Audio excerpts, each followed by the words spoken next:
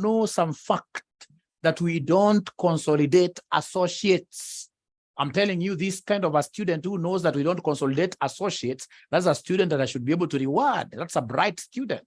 We don't consolidate associate. As per IFRS 10, consolidation shall only be done between financial statements of the parent and the subsidiaries. You take the financial statements of the parent plus the financial statements of the subsidiaries. You don't add the financial statements of associates line by line. Whenever we are doing group accounts, you don't do that. So those are good, bright students. So they have told us here, which is very important, ladies and gentlemen, is this fact here. This fact here, which is very important. Remember, we have just bought 80% of Handy. So Handy is a subsidiary, and the 40% of Comic. So Comic is an associate. And as somebody has told us, if it's a CASNEB question paper, I will delete this column of Comic, the whole of it, because Comic is an associate. Comic will never be consolidated. So, ladies and gentlemen, what do they want me to do? If you look at the question down here, they want me to prepare a consolidated statement of financial position for Laurel and its subsidiary. They're very categorical. And its subsidiary as at 31st December 2019, incorporating an associate in accordance with IAS 28, where IAS 28 basically tells us to use the equity accounting method for associates. You calculate the equity of the associate, get the total, like what I'll call value of the associate at the end of the year, at the end of the financial reporting period, as one figure.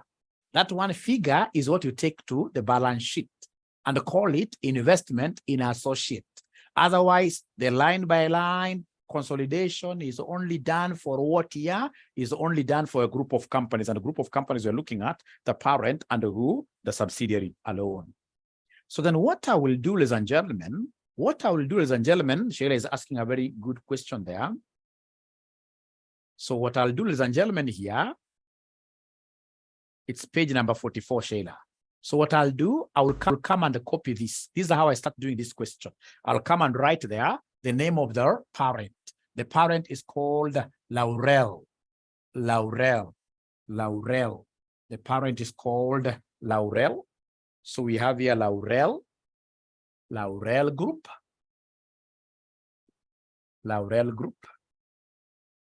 Consolidated statement of financial position.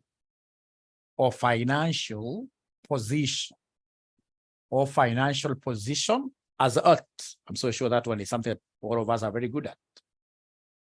Ladies and gentlemen, I'll simply start copying this table the way it is. So I'll start by writing there non-current assets. So I have here non-current assets. So non-current assets, what do we have there? We have two of them. We have property, plant, and equipment. I'm adding line by line. So I will take, in this case here for Laurel, it is 220. So I will take 220 plus 160. 220 plus 160. 220 plus 160. 220 plus 160. Could you kindly give me this answer? Because now I'm consolidating, I'm adding. And remember, we can't bring the PPE of the associate. We don't consolidate associates. So can somebody give me this answer? What is 220 plus 160? What is 220 plus 160? What is 220 plus 160? Can somebody give me the answer? You are so wrong, Tabby. Tabby, that is so bad of you. Anybody who is giving me an answer of 380, if it was during those days when there was corporal punishment, I would have beaten you so seriously. Because remember, the first step of consolidation, you don't just start adding figures. We are not yet there. Here we are basically laying down the pro forma. Later on, we shall be making adjustments. Like if there are any revaluations, we shall be making adjustments. So basically, we are putting down a pro forma where we are taking the figure of the parent plus the figure of what is the subsidiary at the end.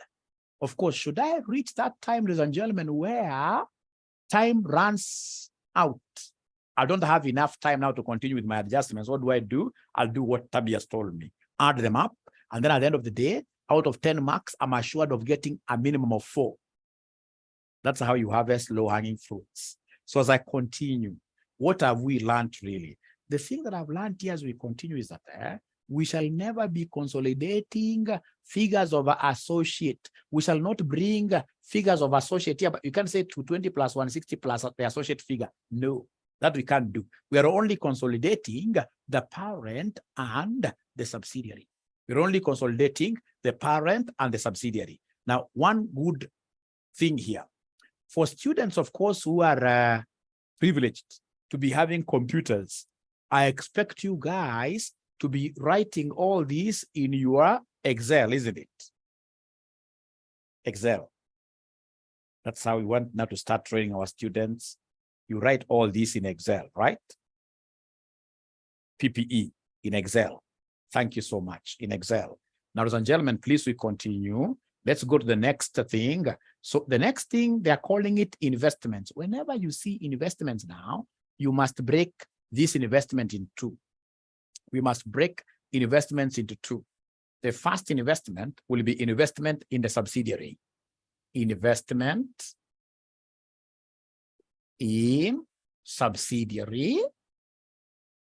And then we have what we call investment. We have only 2 investments in associate. Investment in associate. And then remember, ladies and gentlemen, there is no way you can keep investment in a subsidiary in group accounts because a subsidiary is yourself. A subsidiary is your better half. A subsidiary is your spouse. That's how serious the relationship is. And this is where we go wrong even in marriages. That, for example, if I pay for my wife a master's degree, maybe I've paid 500,000, that as a husband, I should never be, in this case here, booking that as an investment. I mean, that is as good as having paid that fees for myself. Because keeping that in your books every time you're reminding this woman, you're telling this lady every time that, you know what, I took you to school, that will bring issues because you're supposed to be one thing. So, ladies and gentlemen, remember, if it's an investment in your subsidiary, the only thing you can enjoy are the fruits. You took this wife of yours to college, she's been able to get a master's degree, and perhaps she's gotten some promotion there. So investment in subsidiary will always be struck off and substituted by what we call a goodwill. Goodwill. So this one, we shall always strike it off anywhere you see it. And then you compute what we call goodwill, because now utakuwa nakula matunda, goodwill like that. But investment in an associate, we shall leave this one always here. Investment in associate, that I shall always leave it there. So are we together, ladies and gentlemen, that we shall never be having investment in subsidiaries in our group accounts? Instead of investment in subsidiaries, we shall be having what here in their place? Goodwill. When I pump in my subsidiary, I keep on investing in my subsidiary, I'll be enjoying goodwill. I'll be enjoying goodwill. Ni matunda too, I like that. Ngosi, I like that. So I hope you've been able to rub yours like that. So, but we shall leave here investment in associate. We shall be doing this later in accordance to IAS 28 principles. Great. So we are continuing nicely. So go to the next step. Next step. We have here current assets. So current assets. So we have here current assets. Current assets. Current assets, what do we have? We have inventory. We have inventory. We have inventory. We have inventory. Stop video. We have inventory. So inventory, I'm consolidating, remember? So I'm taking 384 for Laurel, who is the parent, isn't it? 384 for Laurel, who is the parent, plus Hadi, 234. Plus Hadi, 234. Why am I not saying plus 122? Somebody who is following. Why am I not saying plus 122? Why am I not saying plus 122 for comic? for comic. Why am I not saying plus 122 for comic? It's an associate and we are not allowed to consolidate associate figures. It's an associate, thank you very much. So we leave like that and we are not picking anybody's calculator. Thank you so much. Great, you guys are really following. You guys are bright people. Now, so we go here to the next item. It's called trade receivables. So receivables. So we have here receivable. So receivables, I can see a figure of 275 and 166, 275, and then we have 166, and then we have cash at bank. So we have here cash at bank. So cash at bank, 42 and 10.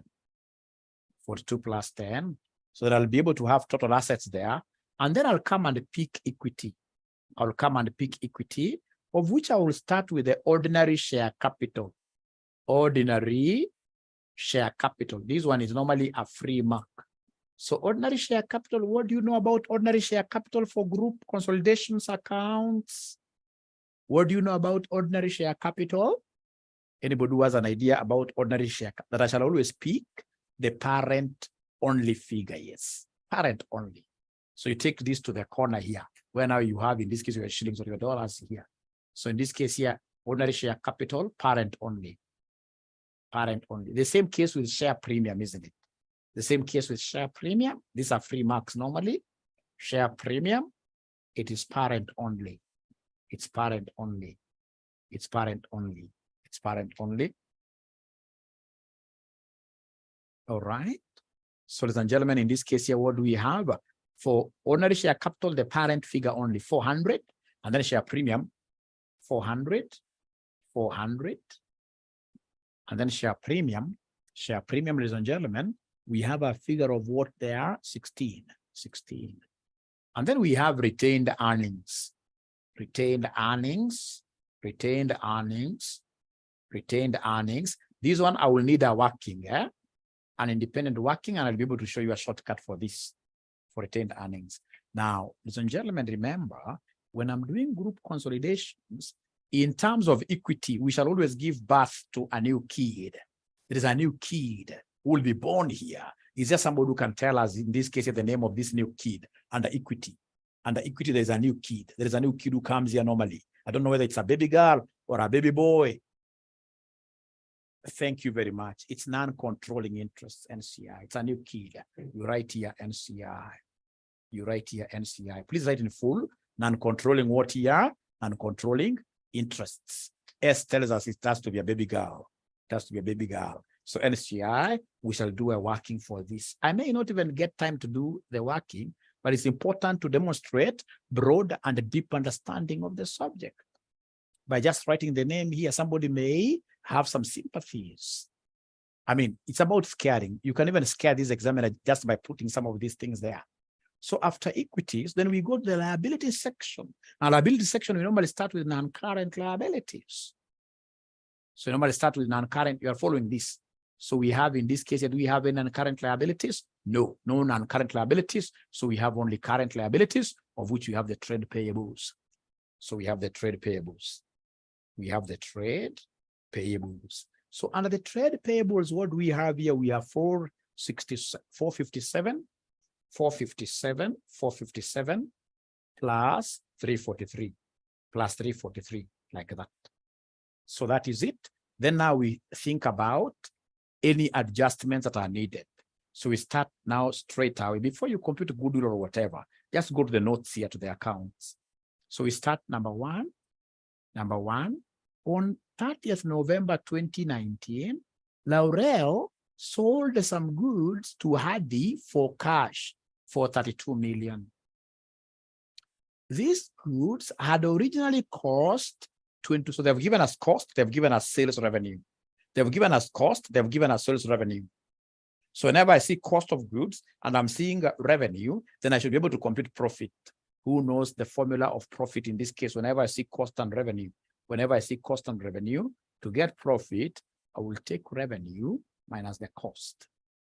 So for these goods, in this case that were sold internally, the fake goods, fake sales sold internally, I sold these goods in this case here for 22 and they had cost for 32, and that cost me 22. So what is the profit there, somebody? What is the profit there, somebody? Somebody is following.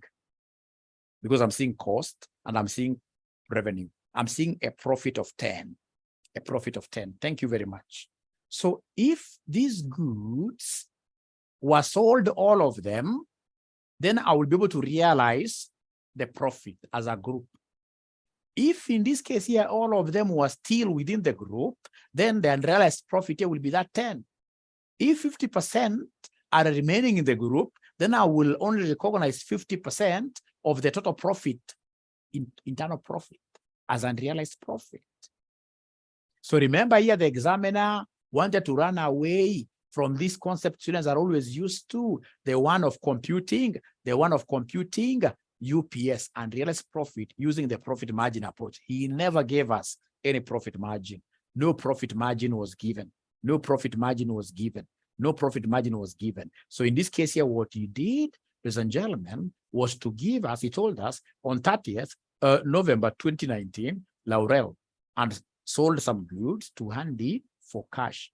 Internal revenue, internal sales. Handy, or rather Hadi and Laurel, these are parent and, I mean, you are supposed to parent your kid 100%. Don't sell goods to them.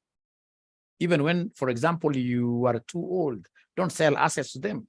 If you sell to them, you are just getting money from yourself. That's fake sale. So fake sales must be canceled. But now remember here, we are not doing an income statement. So in the balance sheet, what basically I'm interested in is an unrealized profit on this stock.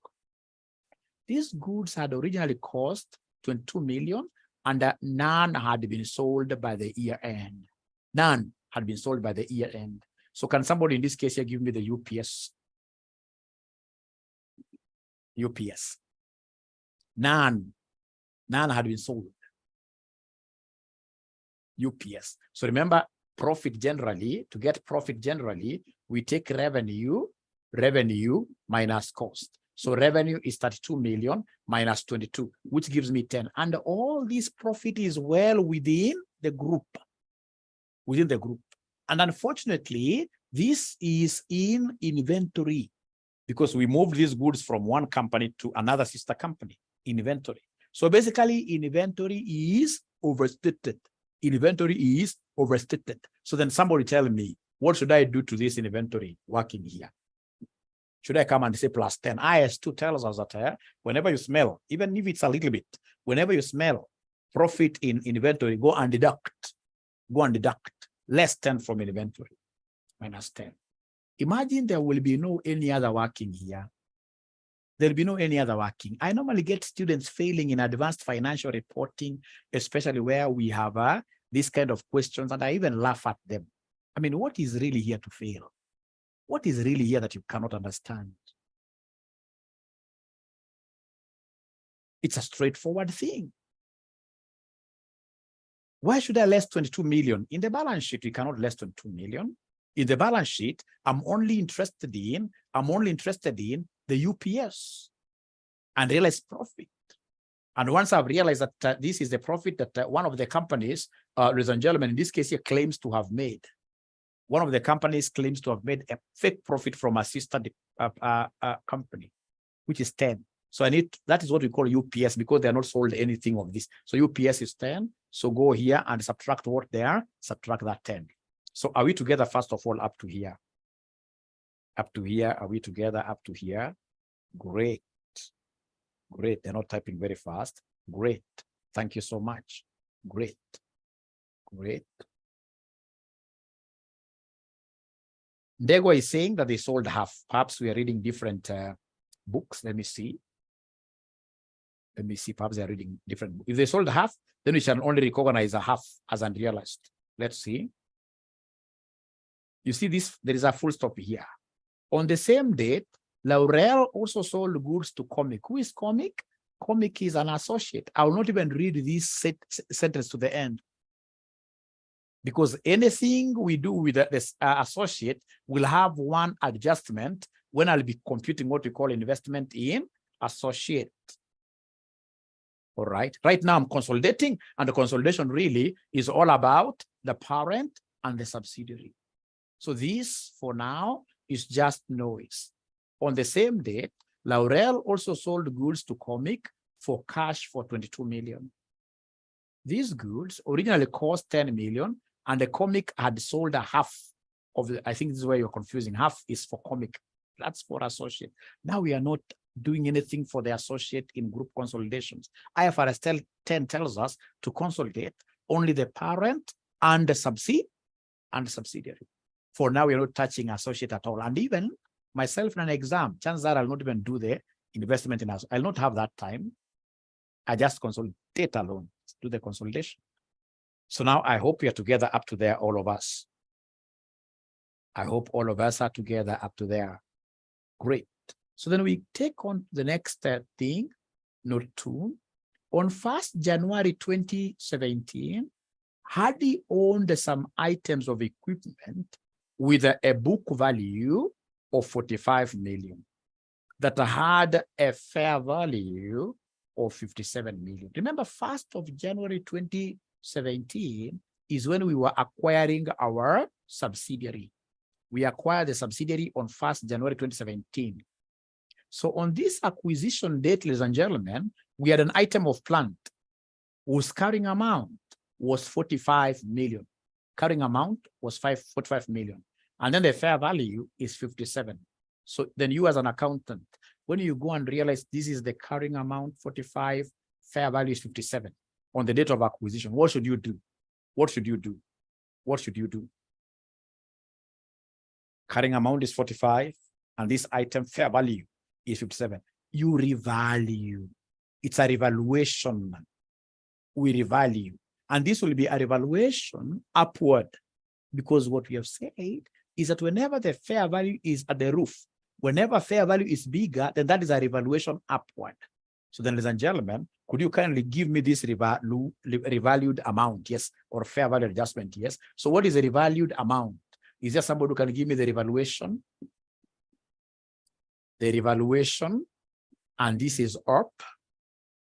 It will be 57 minus 45, which gives me how much? 12. So then if it is a revaluation upward, we know that our assets, of course, are understated. We need to come and behave. So we need to come and capture this like a new value. So in the PPE, you say plus what here, somebody? Plus 12. In the PPE, you say plus 12. You decrease the PPE by the revalued amount. If, for example, the fair value was less, if the fair value was less than the carrying amount, it would have been a revaluation downward. And if it's revaluation downward, what do? You subtract. If it was 12, I would have said minus 12, minus 12, minus 12, minus 12. So you must really be very keen here. See where your fair value is. Fair value is the same as market value. When the market value is higher than the book value is the same as carrying value, then that is a revaluation up. Revaluation up is an increase in the value of the assets. So go and increase. Now, once you have this revaluation upward, or rather revaluation, we must always think of depreciation on revaluation. Depreciation on revaluation. My own, I can see a very good question there. Depreciation on revaluation. Sorry, just 1 minute. 1 minute, just a minute, just a minute. Great. So, ladies and gentlemen, from there, I would want somebody to help me now calculate this depreciation, depreciation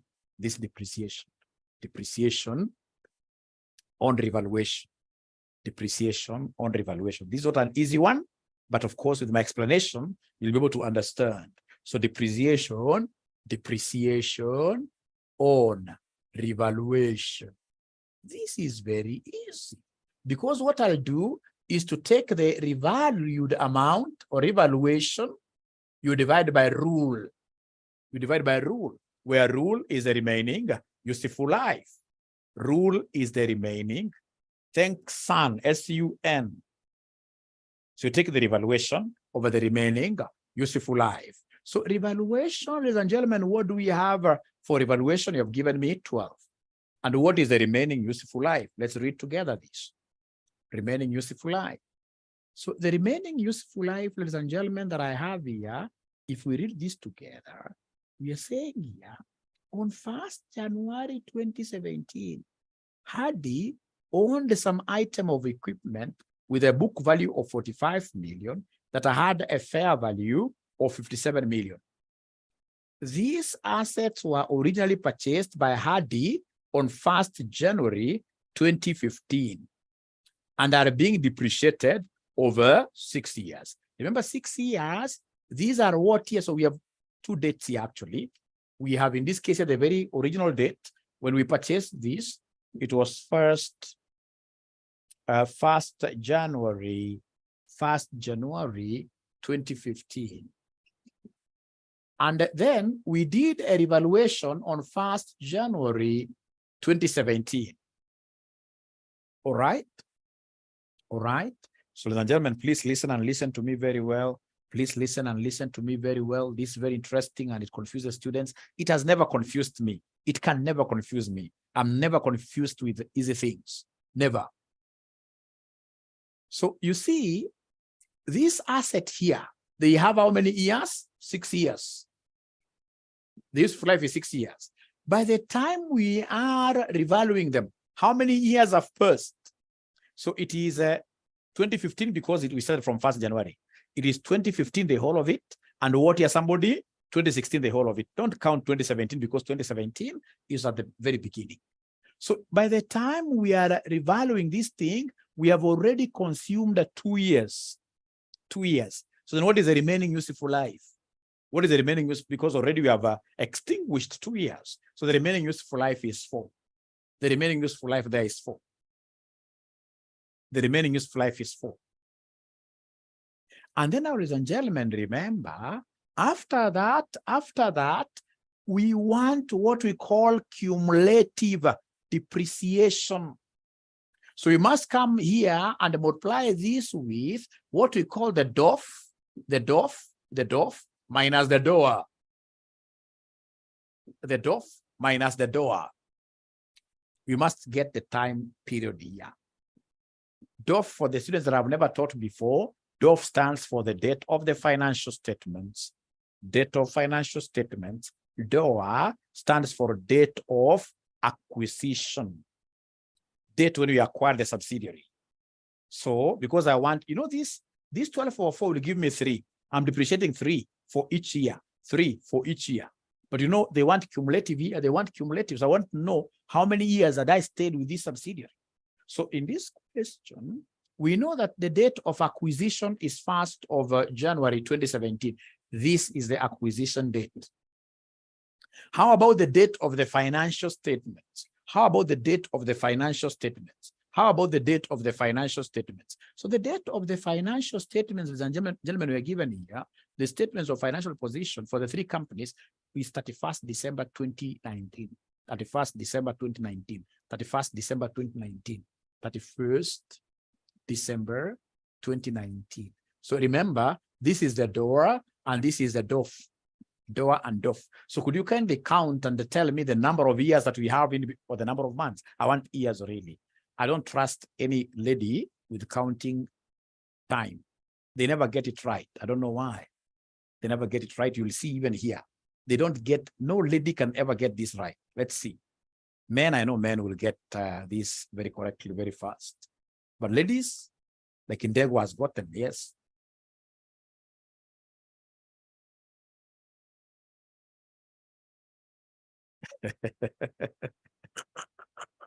It is 3 years, you're right. So in this case, you count the whole of 2017, the whole of 2018, then we have the whole of 2019, because 2019 we are going to the end. So basically, the total depreciation will be 12 over 4 is 3. Times how many years have you gotten here? How many years have you gotten there? 3. So therefore, the total cumulative depreciation is 9 minus 9, like that.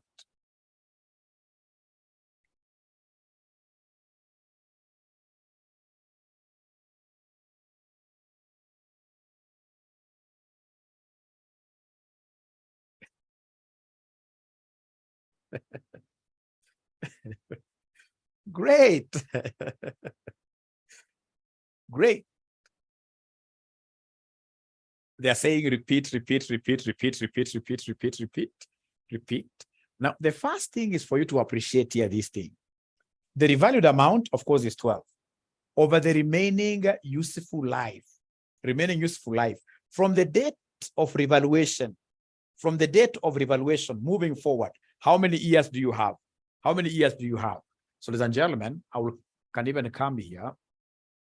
I'm so sure this is something, if you take your time a little bit, maybe later on, I'm so sure with the video, it is something that you guys will be able to understand. It's not really a big thing, because when we talk of remaining useful life,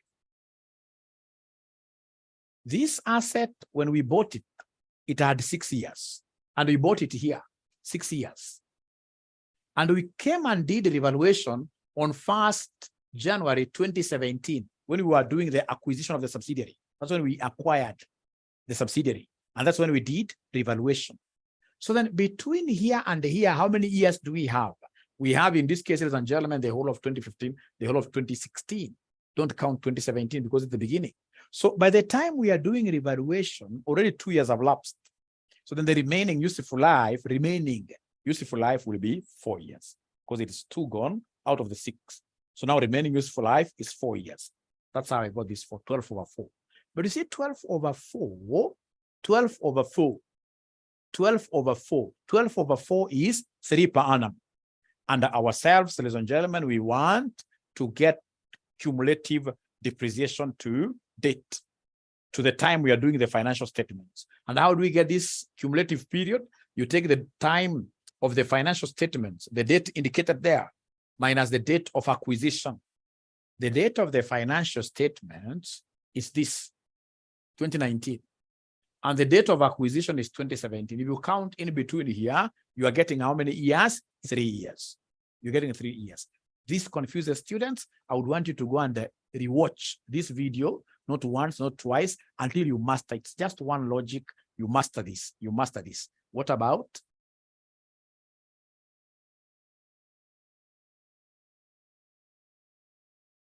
Thanks, Purity. Okay, let me understand. Great. Thank you very much. Now, a good question there, that DOF minus DOA is 3 years, but it is from first 2015 to this, that is 4 years. Let's see, let's count. I can 100% guess that that is a lady. That's a lady. Anyway, look at this. Let's count together. So we have here, let's count together. Sikubaya, ni jokes tunasema sikubaya. There is a time I told my girls, of course, all of you here are my girls, my daughters here. So I told them that ladies do not know how to count dates. And then now most of them told me, Mwalimu, did you try that? And you got a baby? No, it's not about that really.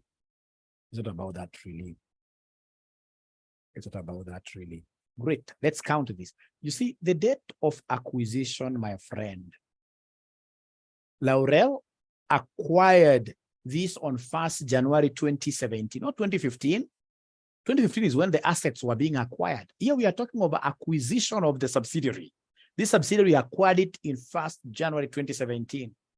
And the date of the financial statements is 31st December 20. So count from 2017. So it's 2017, the whole of 2017, 2018, and then we have 2019. I'm getting 3 years. Can you kindly confirm that now you have understood? Before I continue, please confirm that you have understood. Please confirm. I get it now. It's acquisition of subsidiary, not asset.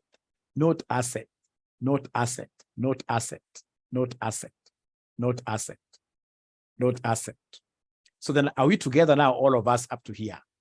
Of course, it cannot be really easy to explain 100%, but I believe with the video being given to you later on, you'll be able to see this concept of depreciation. It really confuses so many people.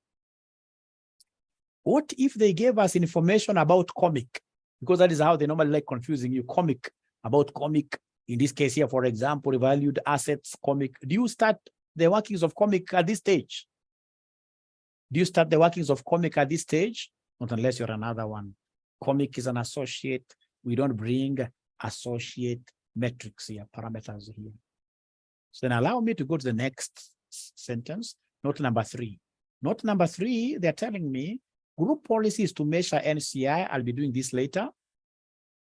Cumulative impairment losses on recognized goodwill amounted to that. I'll also be capturing this later. Now, ladies and gentlemen, it is after I've done this that I will now start my other workings. After I've done this, don't do anything yet. But after I've reached here, now I can go ahead and do the other workings. Who can talk to me tonight? Look at me straight away on my face.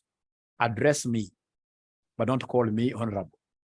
Address me live and tell me, what do you think will be the most important working now, from now moving forward? What do you think will be the most important working that I need? Without that working, I cannot make another move.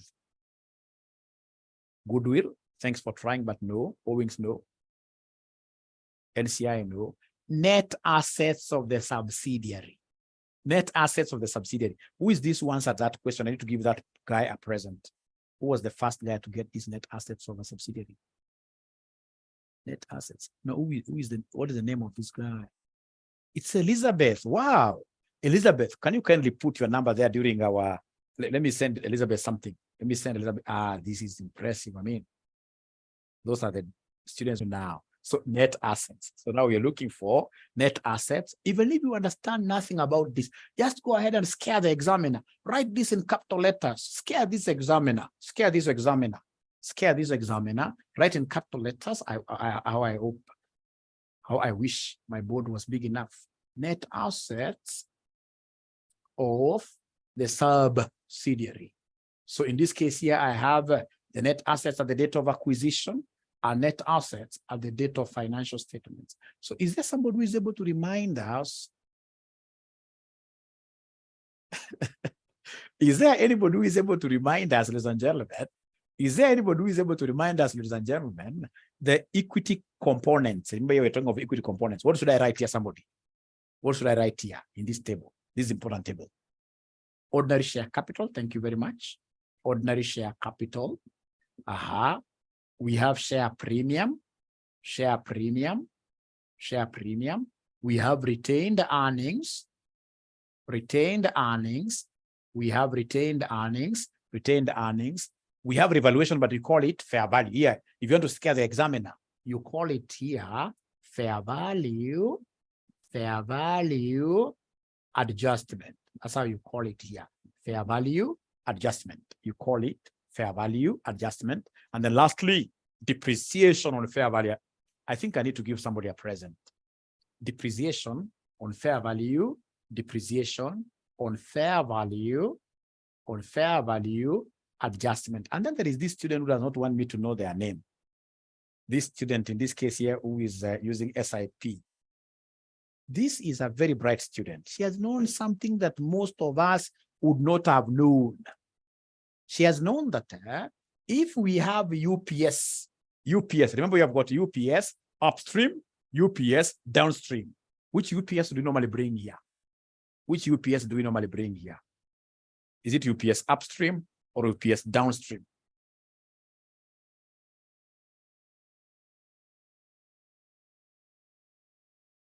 It is UPS upstream. UPS upstream. If it's UPS downstream, you don't bring it here.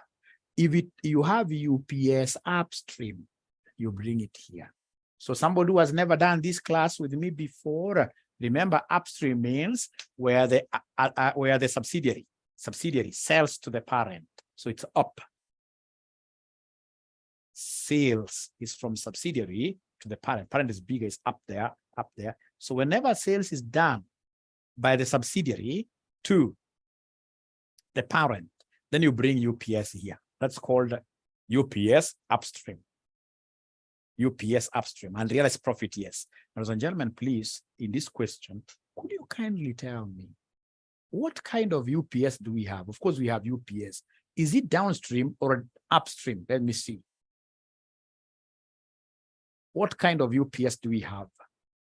Remember, Laurel is our parent. Laurel is our parent.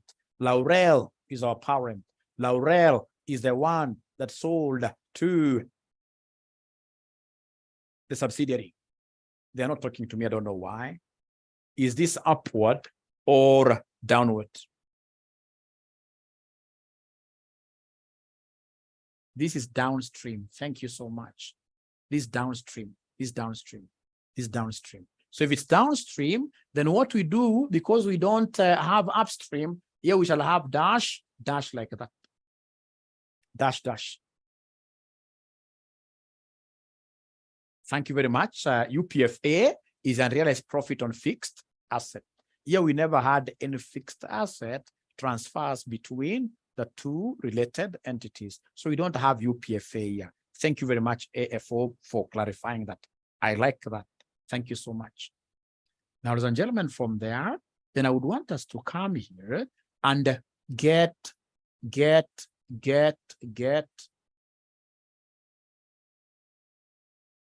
No, don't be sorry. Never be sorry. Never be sorry. Just be a nice girl. Ordinary share capital. So what ordinary share capital amount should I bring here? I'm lost for spoiled for choice. Do I take 400, 96, or 80? Remember, these are net assets of the subsidiary. And the subsidiary is the one that we have here called Hardy, which is 96. Saturn should not pay us a visit here, because we'll get somebody taking 400. No. It is 96, 96. So for the DOA, date of acquisition, we have 96, and here 96. How about share premium? How about share premium? Share premium, again, we are taking the share premium of the subsidiary. Share premium of the subsidiary. So the subsidiary share premium, ladies and gentlemen, share premium, ladies and gentlemen, here for the subsidiary. We have here share premium for the subsidiary is 3. So 3. Shetani huuza unasema 30. Oi, atuguzi kitu ya comic. And that is why if it's an exam, I'll always cover this comic. If I'm using Excel, I'll come and in this case here, just highlight this and do it like yellow. I love yellow color. Yellow is the color of the country. So 3. So come to the retained earnings. Retained earnings, you have to be very careful. Retained earnings, you must be very careful. Retained earnings, you must be very careful, because here we expect things to change. So retained earnings, like this retained earnings that we have here of 128. Where should I write this retained earnings of 128? Is it at acquisition or at financial reporting? I've read that figure from the financial statements, financial reporting, financial reports. So we have 128. And then retained earnings at acquisition in most cases will be given to you. This will be given to you. In most cases, these will be given to you. In most cases, this will be given to you. So like now here, they have told us, Laurel acquired 80% of the ordinary share capital of Hardy for 160 million and 40% of the ordinary share capital of Comic for 70 million on 1st January 2017, when the retained earning balances was 64 for Hardy. 64 for Hardy. In this case here, 24 in Comic. That's very nice. But anything as we start our group consolidations, anything to do with an associate is hot air, is useless. So the only thing that you want now is what year is 64. Retained earnings of what year of the subsidiary at acquisition, 64. Now, is there anybody who is able to remember our evaluation amount? Is there anybody who is able to remember our evaluation amount? 12, right? So it is 12 there, 12 there. Remember, evaluation amount is the same. How about depreciation on fair value adjustment? This is dash. I'll put something here. Is there anybody who is able to remember? The total depreciation. Thank you so much. 9. Great. So then come and give us the total net assets. Give us the total net assets.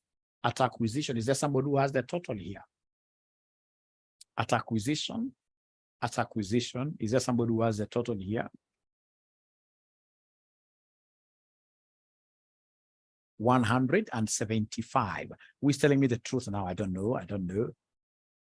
Somebody is saying 173, another one is saying 175. How about UPS? So remember what we said about UPS. If it is UPS, here we have a downstream UPS, it doesn't affect us at all. If it was upstream, where the subsidiary sells to the parent, then I would have brought the figures here. So 175. So this is 175. How about this one here? DOF.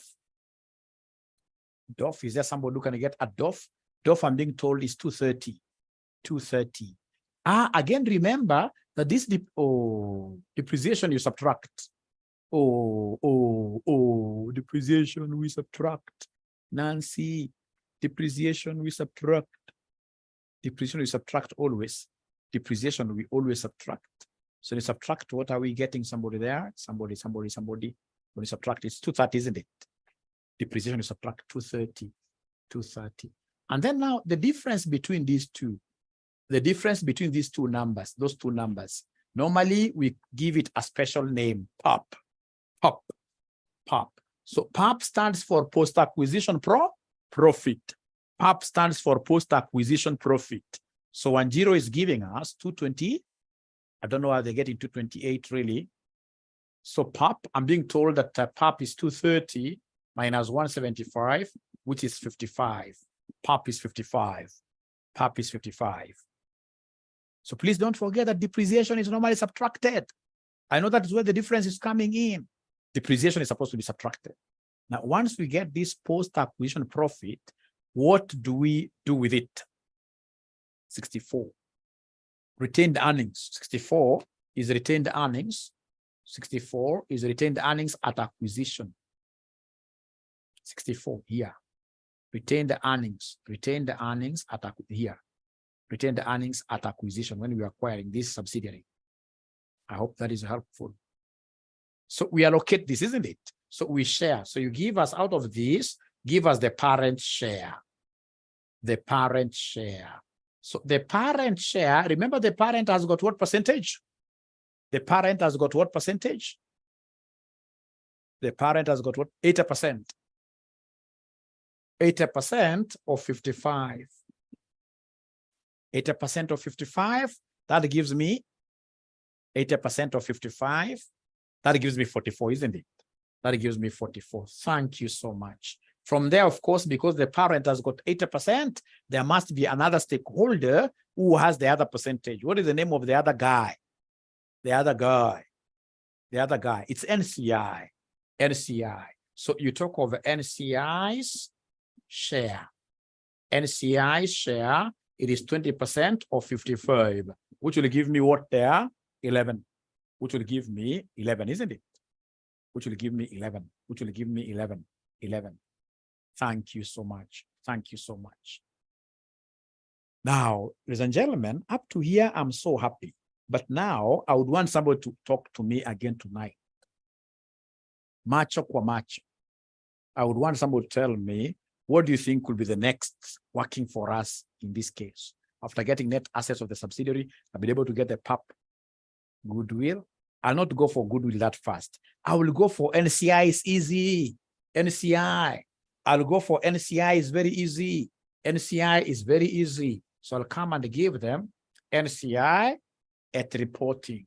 I'll give them what we call NCI at reporting. Let me pause a little bit and ask students who are writing this in Excel, are we together up to here? If you're writing in Excel, or am I too fast? It's very good for you to give me the honest opinion. Are we together up to here? Great. Thank you so much. Very together. Thank you so much. So then NCI at reporting, this will be equal to NCI at acquisition. NCI at acquisition, is there somebody who is able to see NCI at acquisition? Is there anybody who is able to see NCI at acquisition? NCI at acquisition, yes, they have told us. The group policy is to measure non-controlling interest at acquisition at fair value. The fair value of NCI in Hardy on this is 39 million. So this is 39. So NCI at acquisition. So NCI at acquisition is 39. And then, of course, we expect these guys here stomach to become bigger and bigger as a result of what here? What will decrease this NCI's value? What will increase this NCI's value? The PAP, isn't it? So in this case here, PAP. So we have here PAP. So share of PAP. Share of PAP. Share of PAP. So share of PAP, you guys give me a figure. I've forgotten the figure. Mulipata ngapi? 11. 11. 11. Of course, ladies and gentlemen, life cannot be that nice all through. As you are getting, in this case here, bigger tummy, there must be other things that we are going to. So in this case here, what do you think will be making these guys here lose? Lose. What do you think will be making these guys in this case to suffer some losses?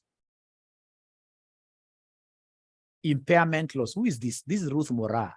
Have I ever given Ruth a present? I don't think so. You must be a very bright student. You must be a very bright student. So in this case here, come under less share of impairment loss. Less share of impairment loss. So remember, these guys' percentage is 20%.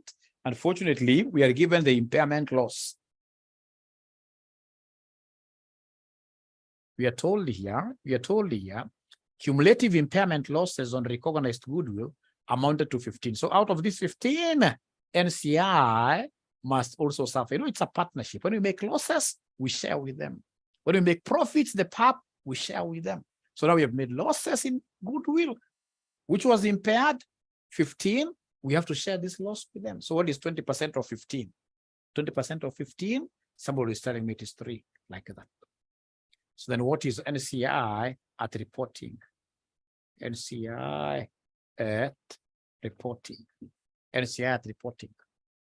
NCI at reporting.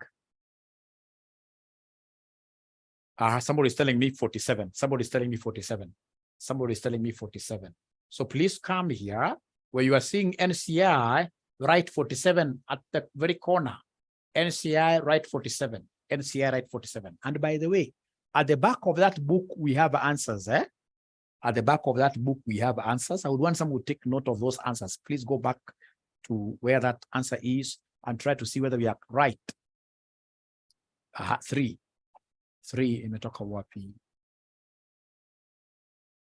39. Is it 39 Imelda? Or 3?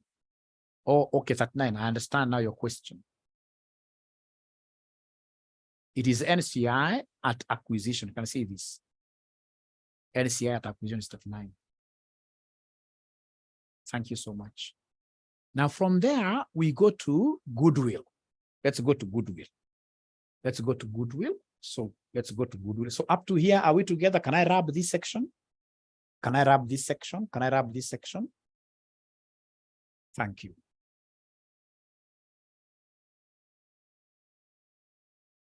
So goodwill, because I'm seeing in the question they have given me NCI information, I'm going to use full goodwill method, full goodwill method. So in this case here, I will come and mention here goodwill. Very easy. I look at the parent's consideration, the parent's consideration. Then I have the NCI's consideration. NCI consideration is the same as fair value of NCI at acquisition. This question that this young girl was asking there, which is 39. Do you remember that figure of 39? Do you remember that figure of 39, somebody? Do you remember that figure of 39? I think I'm alone now. 39, which was the fair value of NCI at acquisition. And then we'll come under less, net assets, will less net assets at acquisition. Is there anybody who is able to remember the net assets at DOA? Net assets at DOA. Net assets at DOA. Net assets at DOA. Net assets at DOA. So net assets at DOA, I'm being given a figure of once they're here. Net assets at DOA, 175. So then the only thing I need, it will be the parent's consideration. So parent consideration, how much do the parent pay for their stake? For their stake. Parent's consideration, 160, right? Parent's consideration, I'm being told, ladies and gentlemen, here, the parent's consideration, I'm told here, Laurel acquired 80% of the ordinary share capital of Hadi for 160 million. 160, you're right, thank you. 160. So 160. 160. So could you then kindly give me the goodwill at acquisition here? Give me the goodwill at acquisition. Give me the goodwill at acquisition. What is subtract now? Goodwill at acquisition. I'm being given a figure of 24. So when I get this goodwill at acquisition, it's an asset, just like any other asset. It's subject to depreciation. Although being an intangible asset, we can't call that loss in value depreciation. We shall call it impairment. We shall call it impairment. We shall call this impairment. So less impairment loss. Is there anybody who is able to remember what the impairment loss is? Is there anybody who is able to remember the impairment loss? 15, right? So in this case here, 15. So could you then kindly subtract here? Kindly subtract 24 minus 15 gives me what figure? Gives me 9. So then this is the goodwill at the end of the year. So we call this one goodwill at reporting. So at reporting, this goodwill here is what will come and write at the very corner there, 9. The goodwill there is what will come and call 9.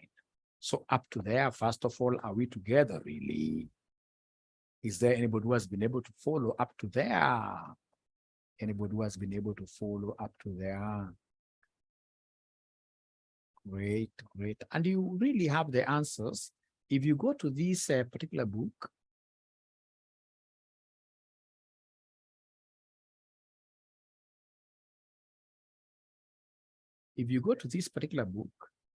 Laurel, let me just say control find.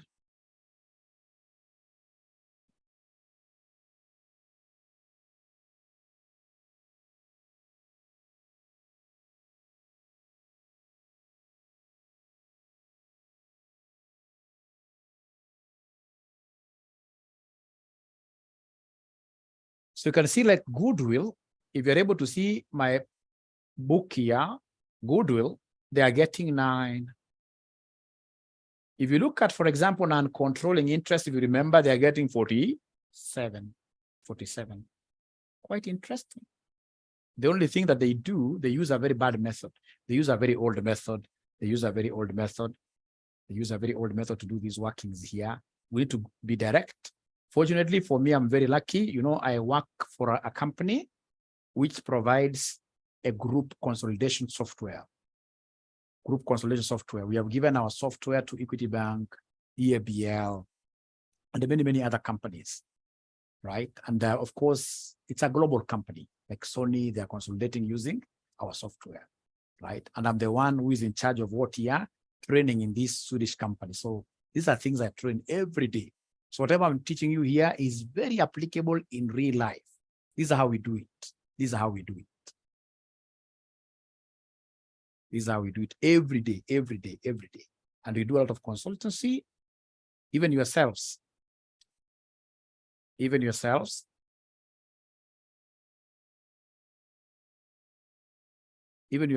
if you have got any questions of on consolidation, I can see there are so many questions. How comes NCI yangu ni 35? NCI. Let me go back a little bit. Is it your network which is disturbing or something? I don't know. Because you see, like NCI, we said NCI at the beginning. I'm sorry, I rubbed my working here. NCI at the beginning,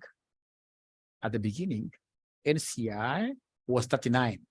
And then we gave them some profits. Do you remember the profits we gave these guys? What was the PAP which was given to NCI? Can somebody give me the PAP given to NCI? 11, isn't it? So you take 39 plus 11, and then you subtract share of what here? The impairment loss. Remember, impairment loss was 15. So these guys, you give them what here? 20%, 3. So if you take that 40 minus 3, that's how we got, is it 50? 50 minus 3. So we got 47 for NCI. Now, some questions students are asking here, students are getting confused a little bit in terms of goodwill here. In terms, goodwill, remember if it's goodwill and you're using full method, you can't apportion impairment loss. Full method, you have both NCI and parent here, so you're taking impairment loss 100%. We only get to apportion this impairment loss if you're working on, or rather with, partial method. Partial method. If you're working with partial method. So first of all, are we together up to there then? The student was asking about 1512. Here we shall work with 100% because this is full method. This full method. All right. Somebody is again telling me to repeat on this goodwill. What we have done, we've taken the parent's consideration. The parent, to get 80% of the shareholding in this subsidiary, they paid 160. The NCI, during this acquisition, the NCI's value was 39. NCI's value was 39. And then we come and subtract, you less the fair value of the NCI at, you less net assets at acquisition. This net assets here at acquisition, which was 175. So once you subtract like that, you'll be able to get goodwill at acquisition of 24. And then you less, in this case here, the entire what year? The entire impairment loss. I know what is disturbing you a little bit is that apportionment, the 3 and the 12. That 12 will come later when I'll be doing the parents' retained earnings. The parents' retained earnings here. I'll be booking the 12 later, but for goodwill computation, if it's full method, good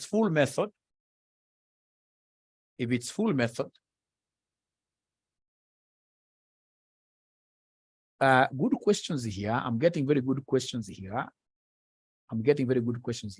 How did we get 3 as the difference between DOA and DOF under depreciation? So, gentlemen, with the remaining 10 minutes, I don't think we can do quite a lot.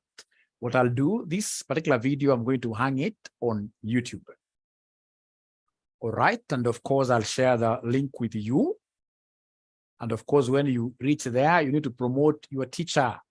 This is an international teacher. Take this teacher high up there. Let this be an upward stream transaction. Lift the parent up. Lift the parent up on your parent by sharing those videos. And of course, bringing students to this particular kind of discussions. These are the best discussions. So remember, it will be very important for you to know that for your exams, you must understand cash flow statements very well. You must understand group accounting very well. Right?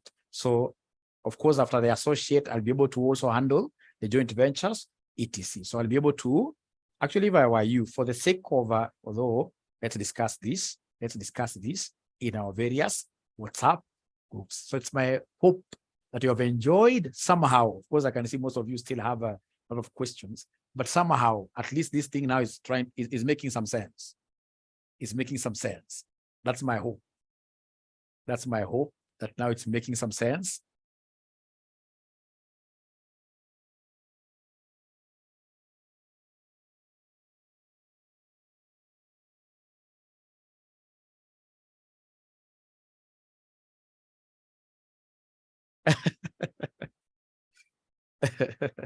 International it is. International it is, yes. Lazima muinuke, we shall overcome. What is your channel's name? Joshua Aura. Just look for Joshua Aura. You'll be able to get me there. Joshua Aura. Yes. Great. From Southern Sudan, Joseph Thorne. Thank you very much. Thank you very much. Great, great. From Dar, you can see HP already. From Dar es Salaam. Great. Yep.